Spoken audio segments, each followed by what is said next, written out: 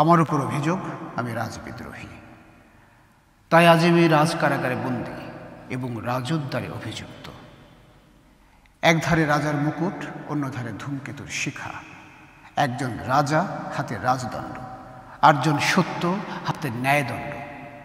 রাজার পক্ষে নিযুক্ত রাজবেতনভোগী রাজকর্মচারী, আমার পক্ষে নিযুক্ত সকল রাজার রাজা, সকল বিচারকের বিচারক, আদি অনন্তকাল ধরে সত্য জাগ্রত সেই মহান।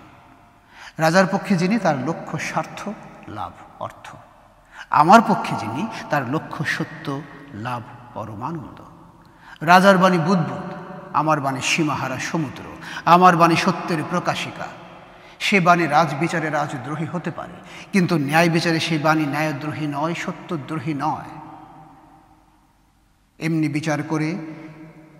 এমনি বিচার প্রহসন করে যেদিন খ্রিস্টকে ক্রুশে বিদ্ধ করা হলো, সেদিনও সেই মহান এমনি নীরবে এসে তার পশ্চাতে দণ্ডায়মান হয়েছিলেন।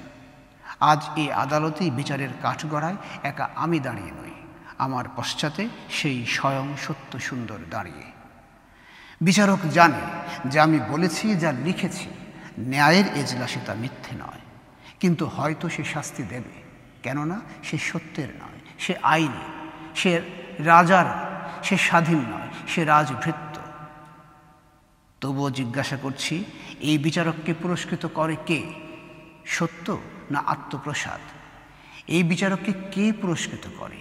তার নিজের কাজ না তার বিবেকের অনুভূতি?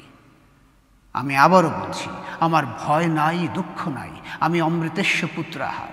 আমি জানি ওই বিচারকের আছে ক্ষয়, যার অধীনে আমার জীবনটা শুধু রয়। ধন্যবাদ।